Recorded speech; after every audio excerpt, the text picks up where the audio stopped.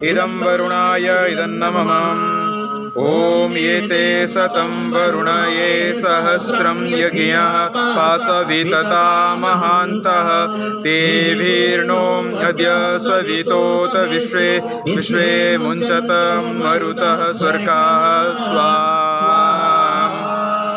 इदं वरुणाय सवित्रे विष्णवे विश्वेभ्यः देवेभ्यः मरुभ्यः स्वर्गेभ्यः इदं मम ॐ मयाश्चाग्नेश नभिस्वस्ति पाशः सत्यमित्वा मयासि अयानो यज्ञं वहं नो देहि भेषजं स्वाहा